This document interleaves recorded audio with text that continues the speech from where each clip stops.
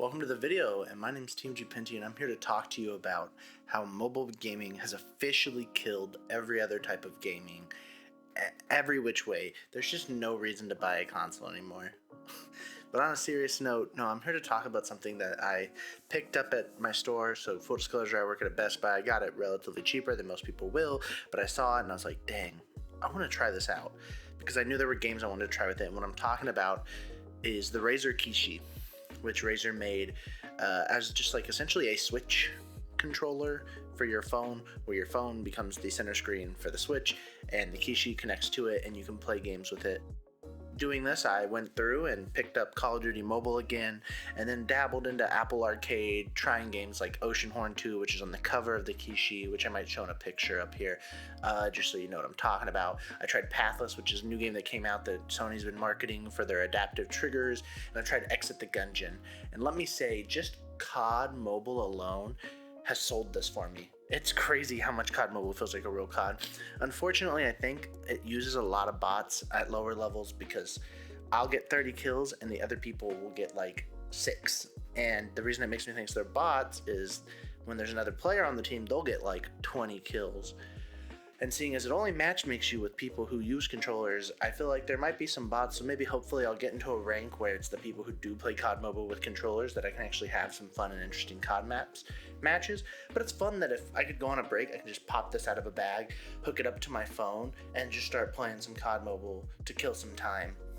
Pathless was a ton of fun to try. I started playing through it. It's made by the people who made Abzu and Journey. So there's not a ton to do in the game. It's more about the experience, the sound, the sights of the world, the fun movement is usually what that company seems to do.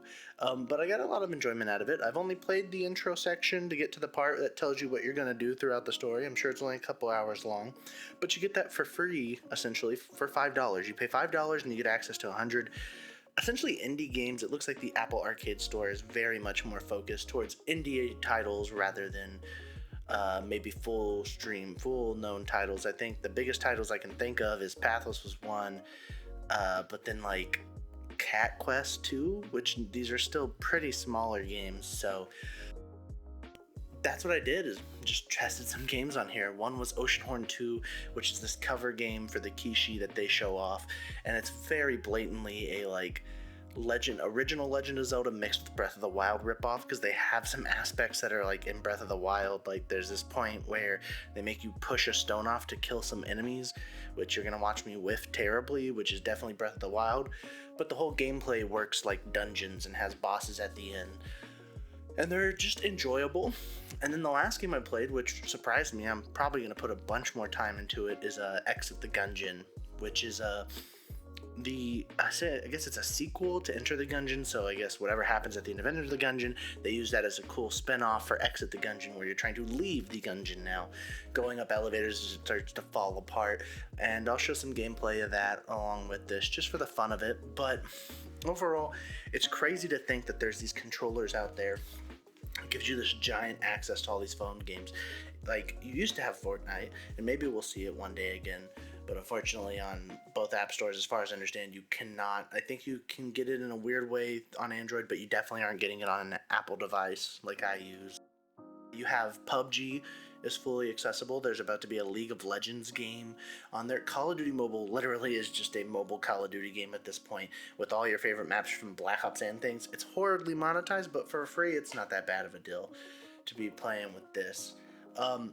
Overall, Apple Arcade's interesting. It has me way interested in like arcade games. I would love to see, since they have these indie games, I would like to see bigger indie titles out there. So maybe throw in Hades on the Apple Arcade. That'd be crazy, especially with this Kishi. Throw in like Untitled Goose Game. I think they could really improve that system overall, just to make it more interesting and more enjoyable for people. But yeah, it's crazy how mobile gaming feels really cheesy and dumb when you don't have a controller. But when you sit down and you actually get a controller that can operate with your phone, some of these games really do open up. They had the idea of, yeah, these can be really, really fun and engaging with a controller. They're just meant for mobile devices, and thinking the fact that everyone has a mobile device accessible to them for the most part they can all play these games. Now the Kishi itself is split between an iPhone version and a Android version. As far as I know, the iPhone version only works for like the XS, XR, iPhone 11 and 11 Pro and Pro Max. So it's not accessible to like even the newest iPhones, the 12. But it's cool. It feels interesting enough for me to have sit down and mess around with. I keep messing around with it because it's weird for me to treat my phone like a console. I don't normally play phone games. Probably since I have such a small storage on my phone and I can't expand it because it's an iPhone 11 because I didn't think I'd want games. Once I play through a couple of these and delete them, I might try Genshin again. Go ahead and try that with the controller, see if that's enjoyable to play on my phone. There's a couple other games in Apple Arcade, which maybe I'll cover in another video. But I just wanted to talk about how crazy it is that people shit on mobile gaming a lot, but you can get some enjoyment when you think about it without having to buy a couple $100 system. If you don't want to buy the $200 it costs for a Switch, you can go out and buy not even this. So the Kishi's normally $100, but you could go buy like I think the lowest I've ever seen at my store is like $40, $50 for a controller, and hook that up to your phone and just play COD Mobile, and that way you're just playing a COD game mobily, or you're playing PUBG. That's pretty crazy, and I think that's pretty enjoyable. So it's a neat little thing I found recently. I wanted to come talk about it, talk about my thoughts on it, how interesting it is.